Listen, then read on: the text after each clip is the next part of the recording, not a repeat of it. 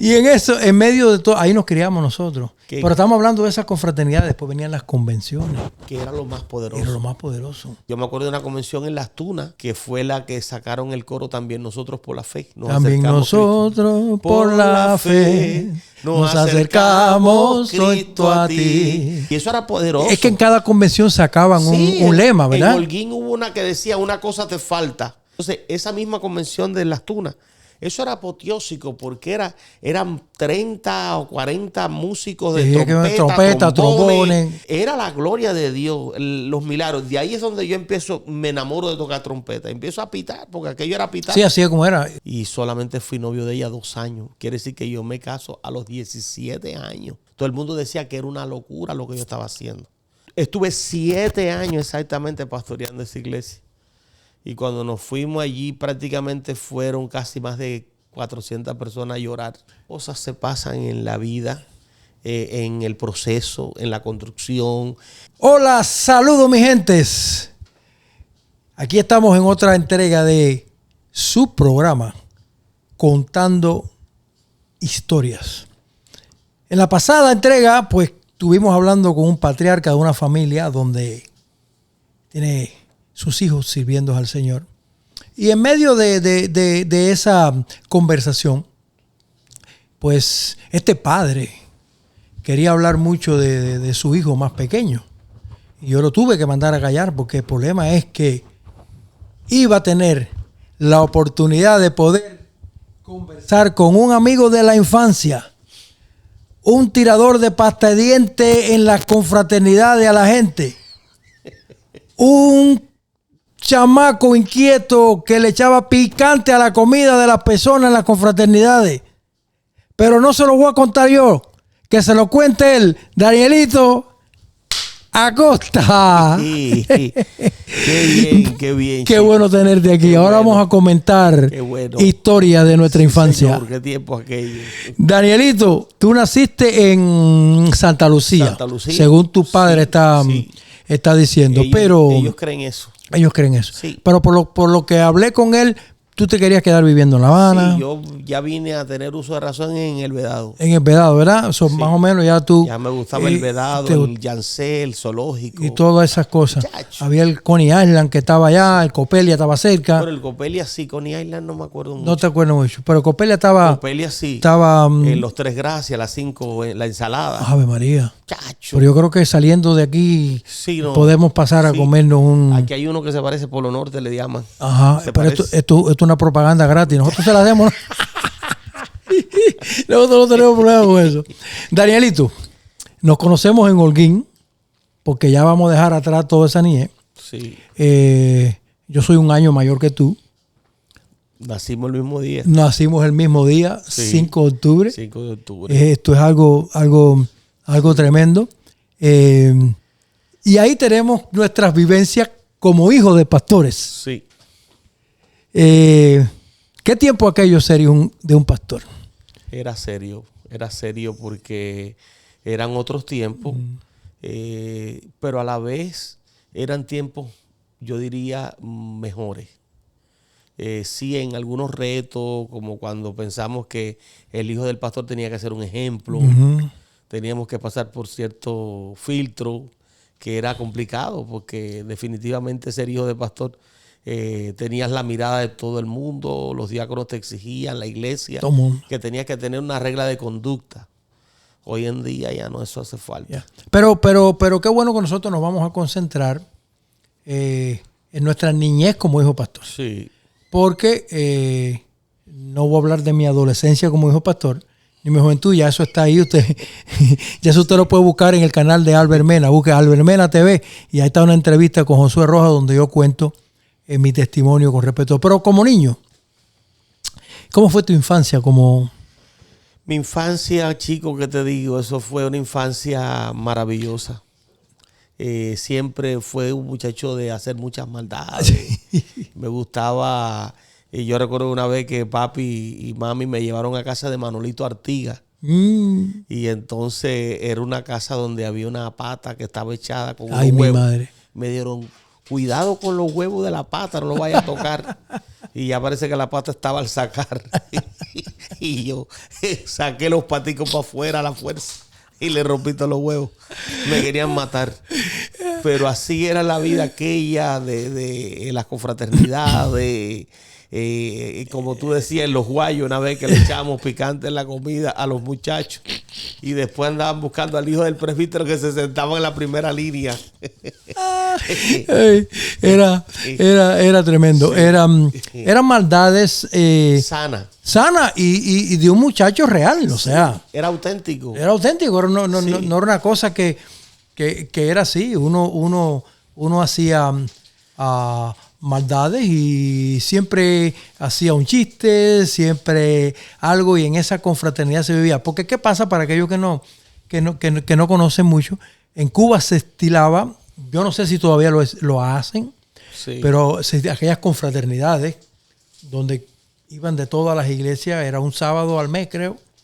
Era un sábado al mes, después se fueron alejando a 2 meses. Sí. Pero sí, era algo que, y cuando hablamos de confraternidad, es como que todas las iglesias se juntaban, se iban en los camiones, porque no había transporte. Sí. Entonces lo que hacían era alquilar un camión en carreta, tractores, carretas de bueyes, y iban todos los hermanos de diferentes sitios, se reunían en un lugar y tenían ahí 2 o 3 cultos con diferentes predicadores. Todo el día. Y hacían comida. Hacían comida para todo aquel grupo de gente. Imagínate que las filas eran interminables. Entonces nosotros siempre vivimos esa dinámica que nos colábamos en la fila. La gente conocía al hijo presbítero, el hijo pastor, se congraciaban. Entonces era un tiempo que eso yo creo que más nunca lo he vivido. Son tiempos inolvidables. Eran tiempos donde tú conocías gente de diferentes iglesias.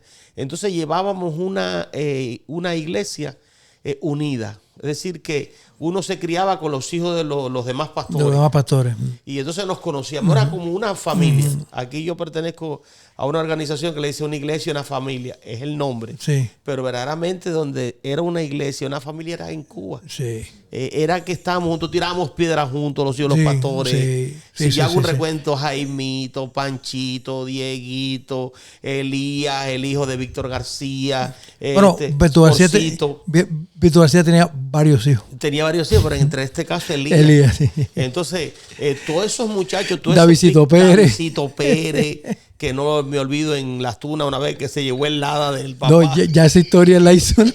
No, yo no la voy a hacer. Ya la hizo. Pero ya él la hizo, yo la vi. Entonces, todas esas cosas pasaban. Era que vivíamos el party, pero a la vez nos alegrábamos. Igual que las muchachas, Aileen, Anna, que ya está con el Señor, y así Alidita, la que fue esposa de Alejandrito, que ya está con el Señor.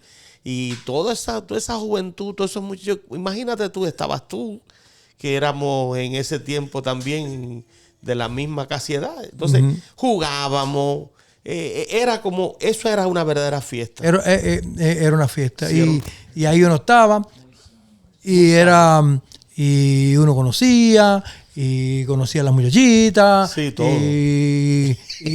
Y uno confraternizaba. Confraternizaba. Uno a veces le predicaba el evangelio a la hermanita. Sí, es verdad. Exactamente, la evangelizaba personalmente. Sí, la evangelizaba 2 veces. 2 veces.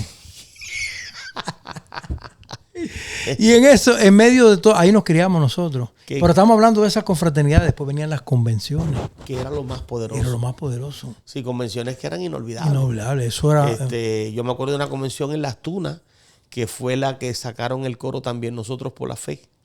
También nosotros por la fe nos acercamos, Cristo, a ti. Aunque su rostro no se ve, sabemos que tú estás aquí. Entonces decía, Jesús está aquí, pide lo que quiera. Jesús está aquí, pide lo que quiera.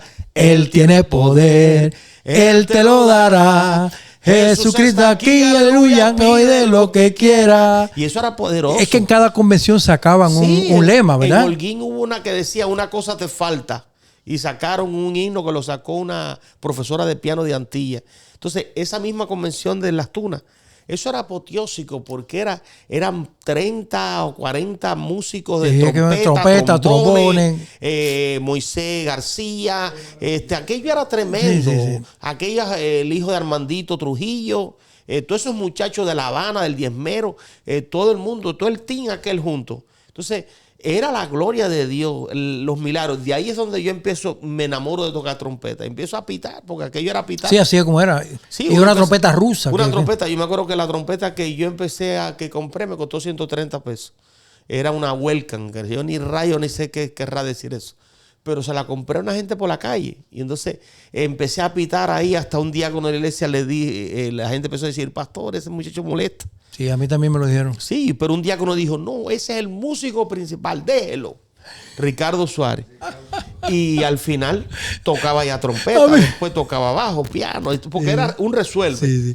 A mí me dijeron que iban a cantar un coro, pero que el de la corneta no tocara.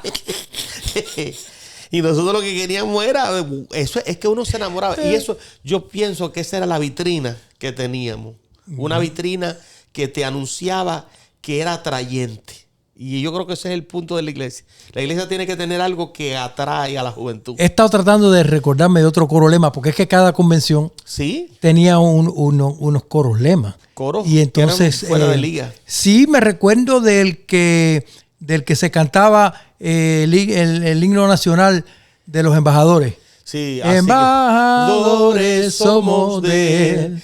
Nuestra corona de brillar, nuestro traje ha de ser limpio, honrado en el mundo andar, sin pecado se anuncia ya. Entonces, oye, qué emoción vivir eso. Era todo, y hasta la Convención de las Mujeres. Sí, todo. Que me acuerdo una vez que Noemí, la esposa de Orson Vila, el lema que el Señor le dio fue...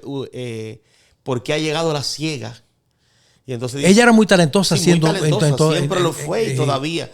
Y yo recuerdo que dice Abel Sánchez que vino una mujer que era ciega, o vino alguien a la puerta y dijo, oye, de todas esas que están ahí, ¿cuál es la ciega que llegó? Porque como decía, porque la ciega ha llegado. Dice Abel que alguien pasó por la puerta y dijo, ¿quién es la ciega de esto? Porque estaban todas las mujeres en el altar y dijo, ¿cuál de esas es la ciega que llegó? Es decir, que era como un tiempo sano.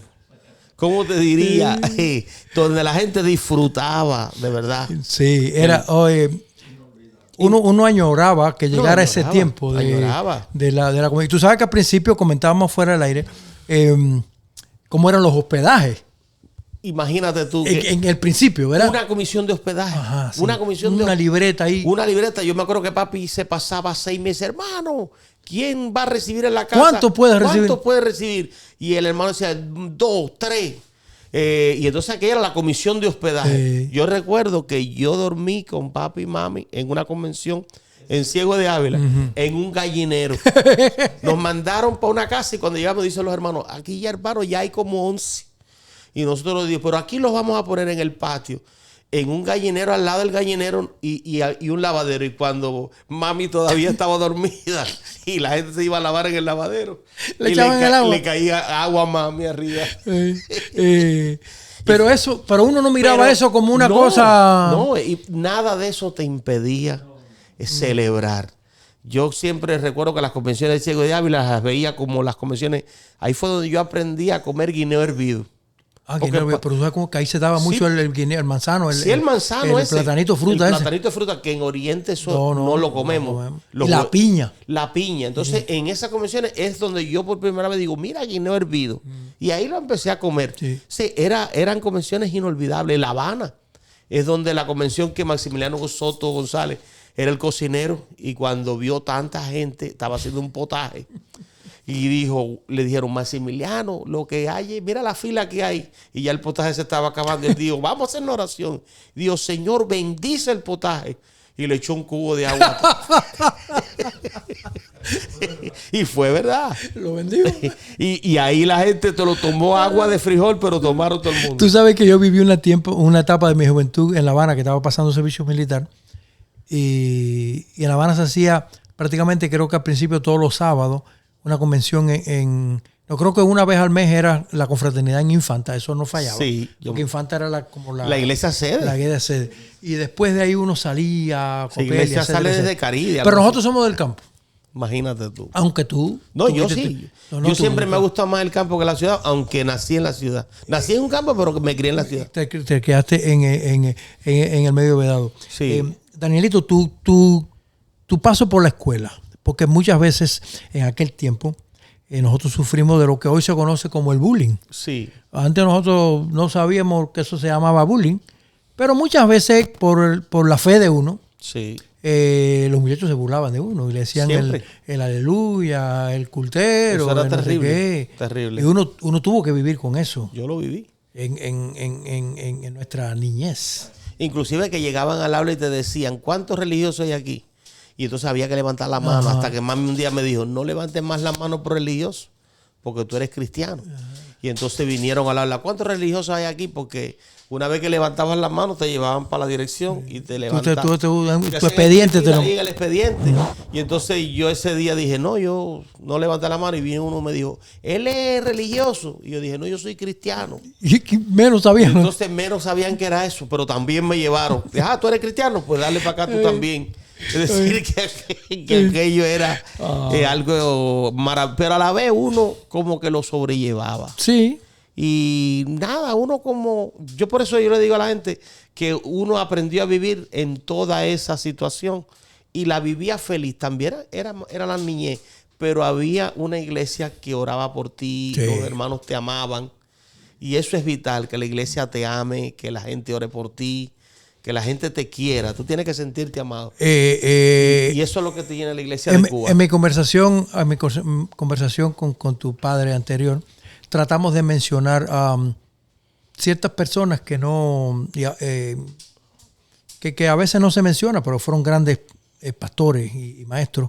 Y ahora que tú mencionaste que la iglesia estaba orando por ti, sí. y yo sé que la iglesia estaba orando por mí y por todo. Eso era un denominador común que un grupo de ancianas generalmente oraban por ti. Pero a mí no se me olvida, y que olvidamos mencionarlo tu papá y yo, a Pedrito Velázquez. Tremendo. Mira, Pedrito Velázquez, en momentos míos de desmayar, Pedrito Velázquez, nada más me decía, estamos orando por ti. Sí, señor. Y por mí lo hacía también, Pedro. Brother, y eso, Benjamín de Quesada. Qué bien se sentía Benjamín de Quesada, uno decía, con esa palabra. ¿Cómo tú estás? Estoy orando por ti. Sí, claro. Y entonces, a diferencia de que a veces otros, pues, se señalaban, claro, y etcétera, etcétera. Pero, como comentábamos, lo que es bueno, lo que es justo, lo que es amable, lo que es de buen gusto, sí, en eso pensar y en eso nos vamos a concentrar. Hermanos inolvidables. Yo me acuerdo del Carmen, ahí a Salvador, a Oreste Santiesteban. Ahí estaban los Santiesteban. Toda esa gente, eran gente inolvidable. Entonces tú ibas a las iglesias, siempre había como alguien insignia. Miguelito Marrecia, toda esa gente nuevita. En Camagüey, aquel diácono. El que tocaba el acordeón. Gonzalito. Estaba el que estaba en la puerta, que era el anciano, Juan Cuesta. No recuerdo. Vamos a ver si Panchito nos da un día la oportunidad Panchito. No, pero vamos a ver, que estaría bueno que él hablara y contara pero vamos a ver si un día él quiere sentarse a conversar. Porque ahí me pasaba yo las vacaciones, hasta de 2 meses. Mi querido primo. Si Panchito se sentara aquí a conversar con nosotros sería interesante. Lo va a hacer. Yo pienso que sí. Lo vamos a ver como Panchito nos predica aquí la palabra. Sí, y lo hace todavía. Ay, Dios mío. Danielito, yo lo sé, pero nuestra audiencia no lo sabe. Tú te casaste bien joven. Me casé bien joven. Prácticamente la gente decía que yo estaba loco. Estaba estudiando todavía instalación eléctrica y conocí una muchacha de apenas 15 años. Y solamente fui novio de ella 2 años. Quiere decir que yo me caso a los 17 años. Todo el mundo decía que era una locura lo que yo estaba haciendo. Prácticamente quien nos empieza a terminar de criar es mis padres. Porque yo voy a vivir a la casa de mis padres. Ahí a la casa pastoral. Entonces el comité ejecutivo había hecho un acuerdo que los hijos de los pastores, si se casaban, no podían vivir con, ¿y dónde van a vivir? Los pastores. Entonces en Cuba, con la problemática que había, que no había dónde vivir, lo que me estaban era obligando a vivir con los suegros. Ajá. Y entonces yo decía, si me llevan con los suegros y ya los demás se han divorciado, a mí me divorcian. Pero yo dije, no, gloria a Dios que ahí disimulado hasta que Dios hizo, porque si hay una persona que yo llegué a amar, tuve la bendición de conocer a Olayo Caballero. Y yo lo digo muchas veces predicando. Lo mencionamos ahorita por arriba, pero cuéntame eso. Aro de pipa. Tú sabes que había unas pipas de madera que le ponían cemento por dentro. Y entonces después los aros de pipa, esos se iban desarmando y Olayo Caballero en medio de la calle. No, con un alambre, con algo, sí, le ponía un... Sí, él cogía el aro, lo tiraba hacia adelante para que viniera hacia atrás. Ah, sí. Para entretenerme a mí como niño. Decía, a ver, hazlo tú ahora. El superintendente Olayo Caballero jugando conmigo. Entonces, Sabó. ¿Qué clase de humildad la de Sabó? Cuando en Holguín me tocó vivir con mis padres, que papi pasó por un proceso sombrío, ver a Sabó que venía el superintendente a casa del pastor y decía, Pastor Efraín, vete con tu hijo Efraincito, que yo me voy a quedar aquí con Danielito y Sara. Y entonces ahí con Sabó al frente y Sara y yo trabajando, él me dijo, tú tienes llamado de pastor, porque tú prácticamente has sido el pastor aquí de la iglesia de Holguín en este tiempo que tú has estado aquí. Y yo le cogí un cariño a Sabó, que inclusive vivió con nosotros aquí en Estados Unidos un periodo de tiempo. Es decir, que eran gente que veían en ti un potencial y te respaldaban. Y en medio de toda aquella oposición, porque a veces tenían hasta que protegerte porque había un edicto como el que hicieron contra Daniel, sí. Que no orara. Y habían gente en el ejecutivo que decía, oye, mira, está viviendo ahí y no lo han sacado. Pero ellos de alguna manera te ayudaron.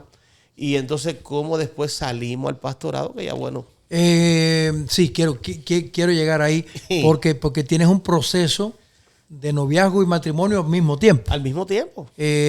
Tú al mismo tiempo vas superando tu adolescencia, pero es que no hay un manual para matrimonio cuando tú te casas, no te dan. Inclusive mis padres y mis suegros tienen que firmar en el juzgado para que nosotros nos casemos, porque éramos menores de edad. ¿Ya tenías, ya Francisco estaba casado? Ya estaban casados todos. Todos estaban casados ya, ¿verdad? Y yo como decía, yo no me voy a quedar atrás. Entonces yo me caso. Y bueno, este año estoy cumpliendo 40 años de casado. Ahí tiene. Y se dice fácil. Ahí 40 tiene. años. Ahí tiene. Y te casaste con 17 años. Un muchacho que no sabía ni acordonarse los zapatos, para no decir. Es verdad. Para no decir lo que la gente dice. No sabía prácticamente lo que era el trabajo duro. Trabajaba con papi en Holguín porque papi siempre fue un hierro que te decía, búscame la llave, Stirson, búscame esto, haz esto. Sí, pero no era tu responsabilidad. No, y tuve que limpiar la iglesia de Holguín. Cuando ya yo me caso, ahí el papi me dijo, bueno, te casaste, pues ahora tú eres el conserje de la iglesia.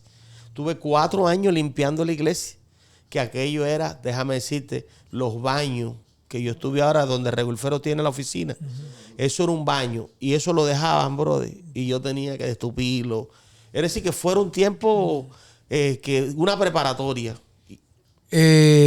Ya tú, 2 de tus, 3 de mis hermanos. Yo sé, se habían casado, pero Efraincito y Susana ya estaban pastoreando. Ya estaban pastoreando, correcto, sí. Daniel siempre, mi cuñado, casi cuando se casa con Susa, está en el Paulino. Que allá yo fui el primero que fui al Paulino de toda la familia de todo. Para que no conoce al Paulino, hay que quitarse el sombrero, los zapatos, para usted felicitar al que estuvo pastoreando el Paulino. No, era como la selva. Sí, sí. Para empezar, no había letrina, no había baño regular, y era un lugar como la selva, pero también eran familias, se querían, se amaban. Y Daniel y Susana prácticamente fueron pastores que llevaron allí una cultura de prácticamente civilización. Primero va Daniel y yo le acompaño en los viajes. Yo recuerdo que la primera vez que Daniel me llevó, que me dijo, vamos, mi cuñado. Y yo fui. La comida que me pusieron fue una cosa que les llamaban rancho. No, rancho. Era frijol con espagueti revuelto todos juntos, así en un plato. ¿Y dónde hace esquina el espagueti? ¿Dónde hace esquina el espagueti con los frijoles? Con los frijoles. Y entonces eso era un plato ahí ligado al frijol y el espagueti. Y yo le dije a Daniel, oye, yo no como eso. Y él me dijo, nada, déjalo ahí, pero aquí no hay más nada. Eso es lo que tú te vas a tener que comer. Y, brother, yo ese día no me lo comí. Al otro día yo me lo bebía. ¿Por qué? Porque era lo único que había. ¿Qué vivencias? No, una belleza. Sería interesante conversar también con Daniel esa etapa del Paulino. No, eso fue precioso. Porque aparte de que eso para él representó en los inicios en su ministerio, fue un reto. Un reto. Porque lo que tú acabas de decir es real. Ellos llevaron una cultura... prácticamente vinieron a civilizar. Oye, hay baños, familia, hay esto, etcétera, etcétera. Era algo... entonces, viniendo tú del ejemplo de tu padre, ya tienes 2 hermanos que están pastoreando. ¿Cómo en realidad, pues, aparte de esa experiencia con Sabó, porque tú tienes que tener un momento en que tú dices, voy a servir al Señor? Sí, yo tenía una palabra de varias personas que venían y me decían, no, Dios te llamó, tú vas a ser pastor. Otros me decían, tú vas a ser evangelista. Es decir, como siempre, que hay 1000 gente que te da una palabra. Y había palabras sólidas de gente que te hablaban desde la niñez, pero yo no sentía eso. Es decir, que yo siempre, no sé si como hijo de pastor, tenemos como un dilema, que lo último que yo haría es lo que ellos hicieron. Porque los vi como ellos sufrieron. En cierta manera, uno carga, el hijo del pastor vive las vivencias de su papá, de cuánto sufre, de su mamá. Las iglesias en Cuba eran muy difíciles porque te hacían una ratificación todos los años. Sí, había unas elecciones. Imagínate que todos los años el pastor tenía que pasar por un escrutinio y todo proceso eleccionario. Es incómodo. Es incómodo porque te hacen politiquería y a veces el pastor salía, bueno, papi mismo una vez salió por un voto que tu padre fue el que hace la ratificación. Y muchos decían que no lo habían ratificado y fue por un voto y no lo podían picar.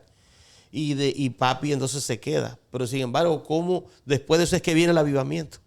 Entonces, pasaban cosas que tú no las entendías. Y entonces yo veía a mi padre que se paraba y decía, le doy gracias a los que votaron era difícil. por mí y le doy gracias a los que me dijeron que no, porque ellos me van a ayudar a mejorar.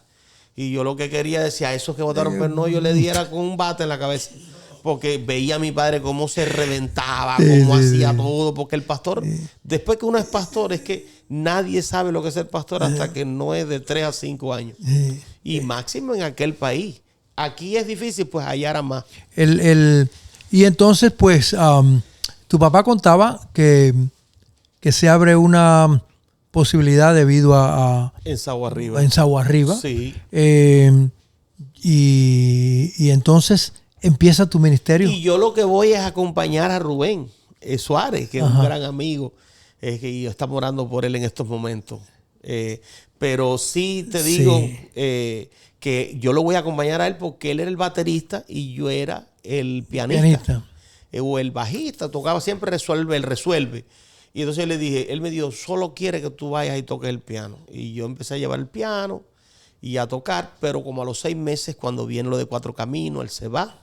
Y me quedo allí a la elección. Tuve que decidir. Pero cuando yo vi a esa gente, me recordé tanto de esto al otro día con mi yerno, que yo le dije, ¿tú abandonarías el grupo que Dios te ha dado ahora mismo en Generación con Propósito? Y dijo, no, es que ya los amo. Y así me pasó. Fue como yo vi a ovejas que no tenían pastor.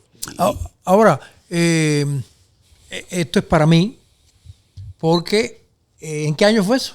Eso fue en el 1989. 1989. Yo estaba perdido en ese tiempo. Yo estaba perdido. Estabas a la puerta de la iglesia.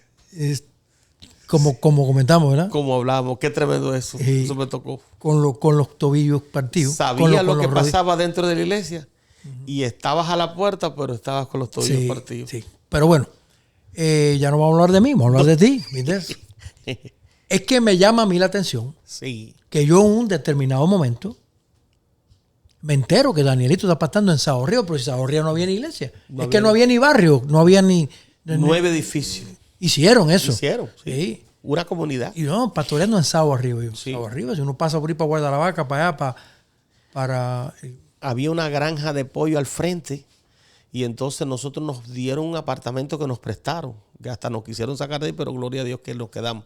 Y era tanta las moscas que nosotros teníamos que comer con las ventanas cerradas, oscuro, para poder comernos la comida. Que venían de los pollos. Y entonces, ¿dónde la iglesia ¿Dónde se forma la iglesia en Sao Arriba? La iglesia se forma en las casas, en los hogares. Empezamos a dar cultos rotados y solamente había 12 personas, 12 o 13 hermanos. Y de ahí es donde la iglesia empieza a crecer, a crecer. Bueno, fue tanto que una lomita que nos donaron una casa, casi que ahí hay un acre casi de tierra, medio acre. Se hizo un templo poderoso con una casa pastoral arriba, una cocina al lado, y ahí se convierte en, ¿qué te digo? Más de 100 personas. Después empieza Dios a levantar obreros ahí adentro y levantamos 7 campos alrededor. Almirante, la entrada, Cupey de Corralito. Que sí, que todo eso ahí lo evangelizamos. Hoy en día ya esos son iglesias al lado grandísimas. Cupey de Corralito es tan grande como Sarria. Y es una iglesia que los jóvenes que han salido de ahí son múltiples. Entonces, estuve 7 años exactamente pastoreando esa iglesia. Y cuando nos fuimos allí prácticamente fueron casi más de 400 personas a llorar. Danielito, wow, escuchando todo esto, eres un plantador de iglesia. Eso es una experiencia que tuve de plantar iglesia. Nunca la había tenido. No, y la tuviste bien joven. Y hasta le dije a Sabó, después que estaba plantando esa iglesia y que ya Dios me había bendecido, yo le dije a Sabó, yo no creo que soy pastor. Yo le dije una vez a Sabó así. Y él me dijo, sí, usted es pastor. Porque así responden los pastores cuando sienten que no lo son. Porque usted en otras palabras, él me dijo, tú has mantenido lo que has plantado. Y eso es una verdad, porque es difícil a veces, es fácil empezar, pero mantener, claro. Ahí es donde está lo duro. Claro. Y esto es algo impresionante y te digo, yo hasta ahora no me siento como nada. Yo soy una persona que siempre lo digo. Yo veo a otros que son, y Dios los ha bendecido, y siempre me siento como que yo, la palabra que digo, he hecho demasiado poco para el Señor. Pero es que se puede decir fácil, ¿ok? Porque tú lo has resumido fácil. Sí. Tú has dicho, llegamos y hacíamos cultos, rotábamos el culto de iglesia, etcétera. No. Pero ese camino a que llegaran a ver todas esas personas, ¿cuántos momentos, cuántas noches, cuántas veces llegaste a tu casa? Cuán difícil. Desanimado a veces, y no solamente por lo que entraba, por el dinero que se recogía, como el reto de construir cuando la iglesia era pequeña. Inclusive como los primeros 2000 bloques, la delegada, yo vi que los tenía en venta y nadie los quería. Yo dije, yo los quiero. Y entonces los trajimos. Y cómo se empezó a hacer aquella iglesia, como los albañiles de allí mismo, otros de Holguín, Hilbert, y los hermanos mismos cocinaban una yuca con un poquito de frijol, una agüita por arriba para aquellos albañiles. Y ahí cuando estábamos en los cimientos primero, ya se nos estaba acabando el dinero y llegaba alguien de Inglaterra y nos daba ofrenda. Un día ya no estábamos arriba en los cimientos, nos faltaba la placa. Y entonces yo dije, Señor, ¿qué hacemos? Y de repente un Lada. Y yo dije, wow, esto va a estar serio con un Lada. Los Lada ya nos asustan. Y era un Lada con unos holandeses. Y traían el nombre mío. Y no hablaban nada, yo no podía entender lo que me dieron. Solamente me dieron la ofrenda. Me alcanzó para hacer la placa, y así. Era una cosa, después otro hermano, Paul Huxley. Y fueron llegando y llegando y llegando. El Señor nos fue dando la gracia de que vinieran los silos de cemento, las ventanas, como llegaron. Ya habíamos puesto la ventana de madera. Y yo no me sentía cómodo con una ventana chiquita. Y pasa una mujer frente y me dice, yo estoy aquí, que tengo una prima aquí, yo soy de La Habana. Y era una mujer de las que trabajaba en las tiendas. Me dijo, yo tengo allá unas ventanas que las compré para mí y te las vendo.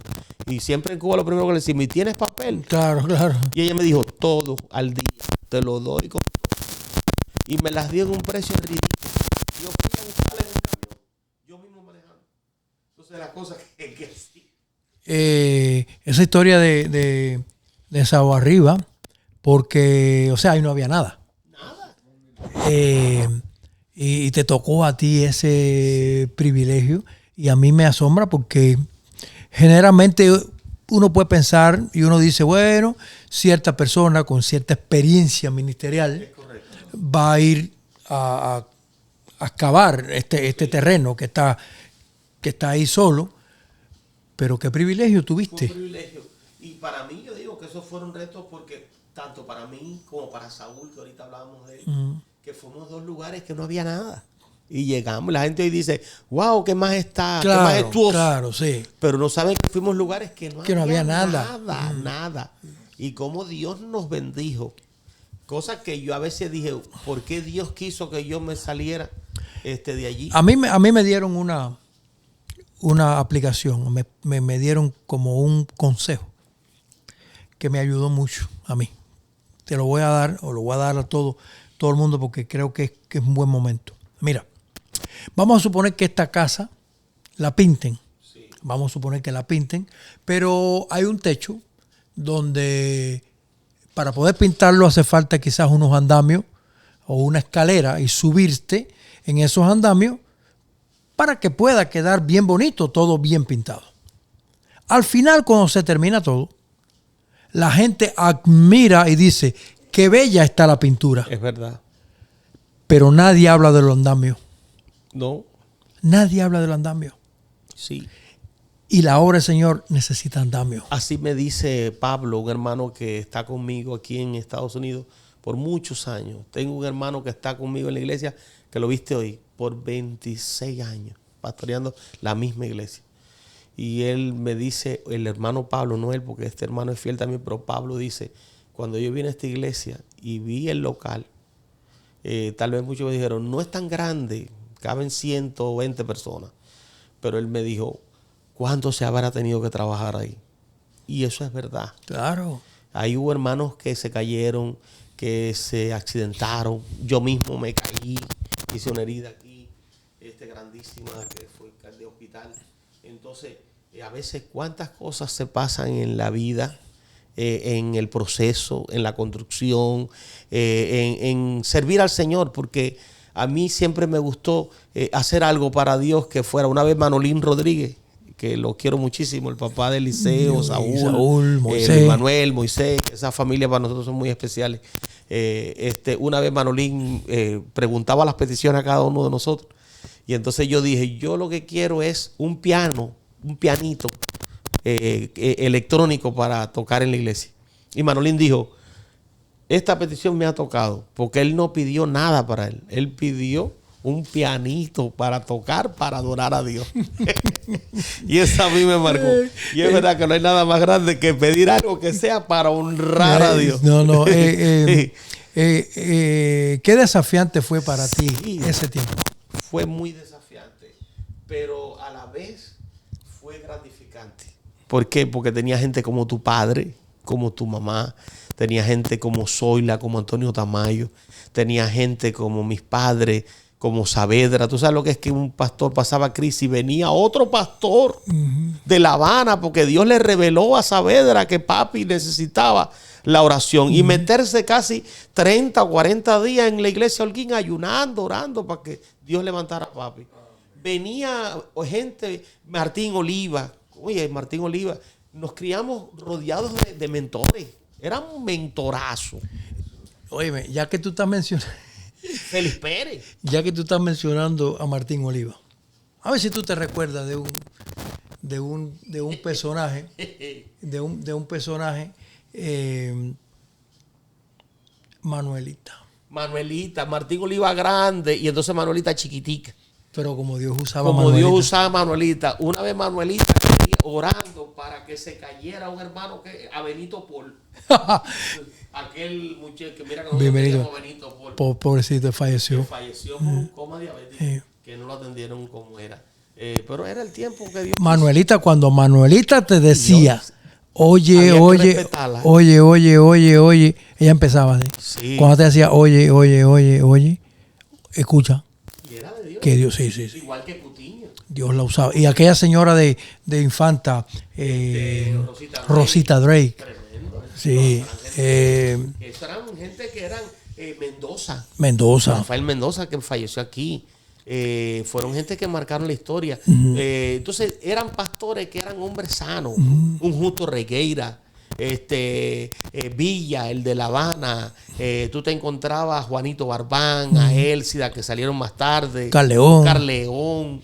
Eran gente de otro mundo. Diego Perna. Es como hablaba yo decía que Sí. el molde donde hicieron a toda esa gente Ya no viene. Ya no viene. Pero a la vez nos dejaron un Oh, reto. Y ahí. yo te felicito a ti. Porque esto que estás haciendo ahora es un reto. Primero porque tienes que contar una historia que otros no la están escuchando. Y las generaciones tienen que estar conectadas. Son 4 generaciones.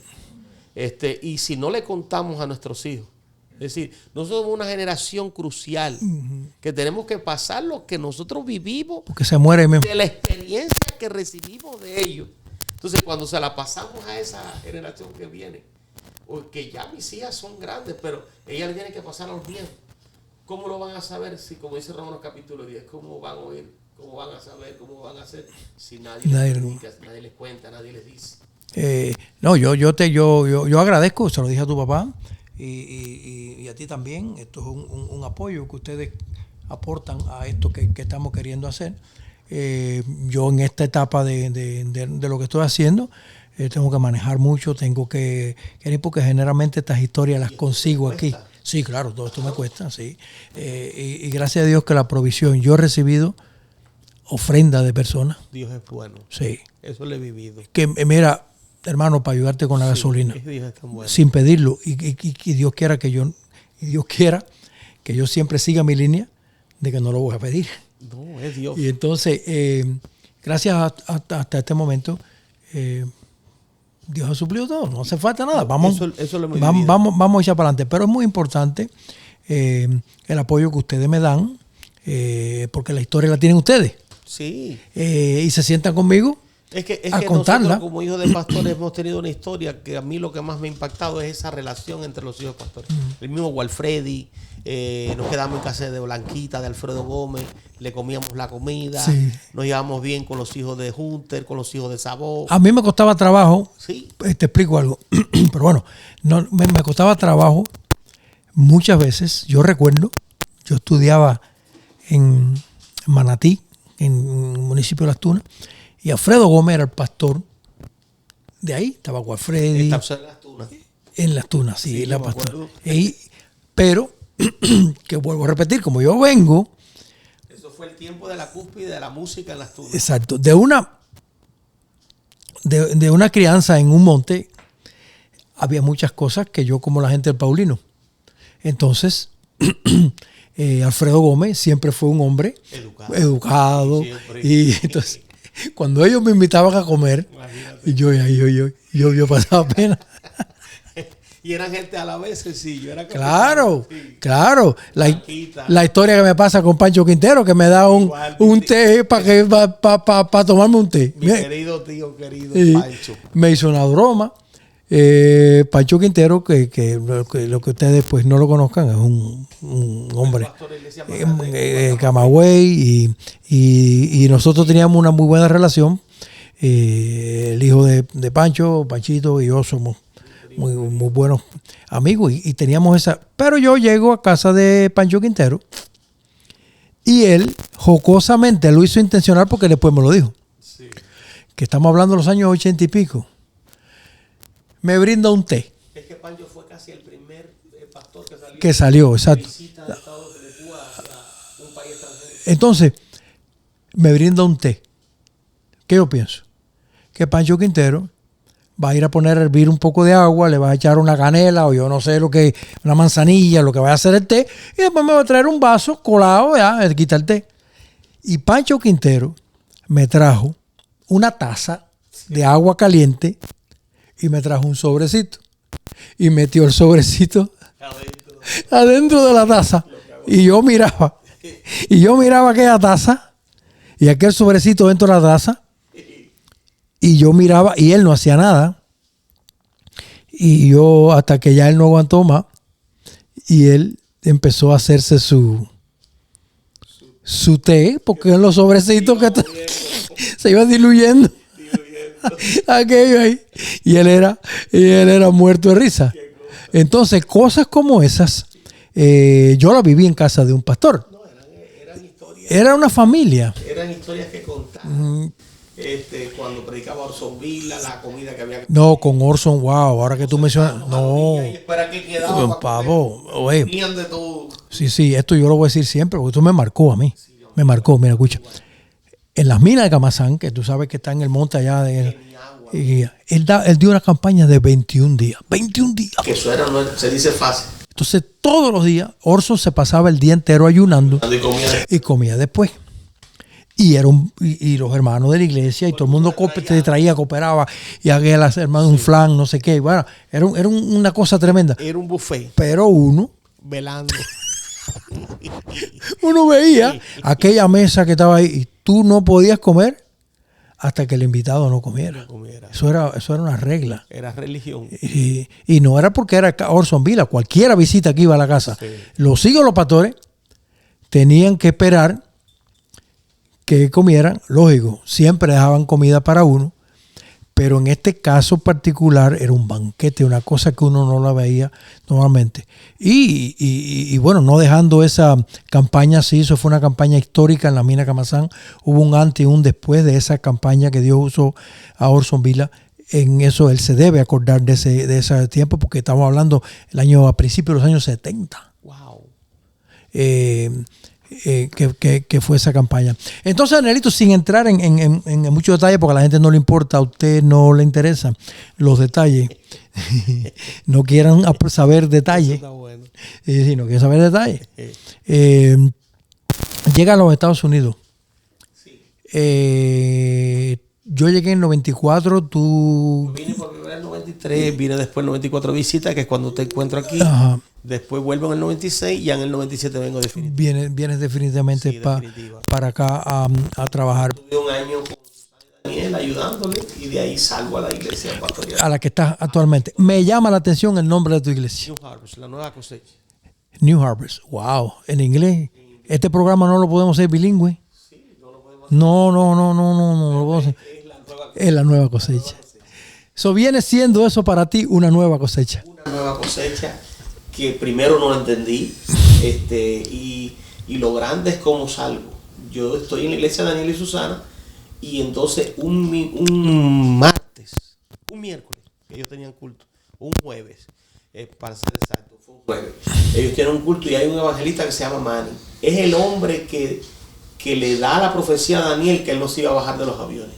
Cuando Daniel estaba en una situación precaria, financiera, en todos los sentidos. Yo estoy ahí ayudándole, un grupito pequeñito. ¿Estaban todavía allá en Opaloca? Sí, allá en Opaloca, al lado de la Nixa, ahí en la 57. Y yo había llegado de Winn-Dixie, yo trabajaba en Winn-Dixie con una camiseta de raya verde con rayitas blancas. Y yo llegué tarde y me senté atrás. Y había un buen grupito esa noche, porque era una campaña de Manny y yo quise ir. Y él dijo, ¿quién es ese hombre que está ahí atrás? Y yo dije, eso seguro que es. Y él decía, no, eres tú. Y me trajo, me fue a buscar y me trajo al altar y me dijo, en 30 días te vas de aquí, de esta iglesia. Y vas a un lugar difícil. Y vas a estar un tiempo donde tus hijas aborrecerán ir al lugar. Wow. Se prenderán de los marcos de la puerta para no ir. Pasará un tiempo, otro tiempo y la mitad de un tiempo. Y entonces vendrá un gran avivamiento que sacudirá tanto esa área que el lugar ya no se llamará como se llama, sino le llamarán casa de milagro. Todo eso se ha cumplido. Es como si, porque fue una profecía larga, Susana, mi hermana, a veces me la recuerda, y yo digo, todo se ha cumplido. Como la hija pequeña no quería ir, aquello era una presión. Una iglesia que cuando la entregaron tenía alrededor de 17, 18 personas y algunas visitas que venían. Casi nos quedamos con 11. La gente se fue en un lugar luterano, rentado. Aquello fue algo tenebroso. Y como cuando teníamos 11 personas, para ser exacto, Dios nos dio el lugarcito que nos mudamos. Después como Dios nos fue ampliando, 7 años orando por el terreno al lado. Y así la iglesia fue creciendo, y la iglesia es una iglesia preciosa. Tenemos casi 200 personas y no somos tan enormes, pero tenemos una iglesia promedio. Pero estamos esperando eso. Quiero resaltar algo que pasó con una prédica tuya. Y Y yo recuerdo un mensaje que tú estás predicando. Estoy siguiendo la iglesia tuya. Y entonces yo te escribo y te dejo saber que lo que tú mencionas, donde hay una semilla en nosotros que Dios puso.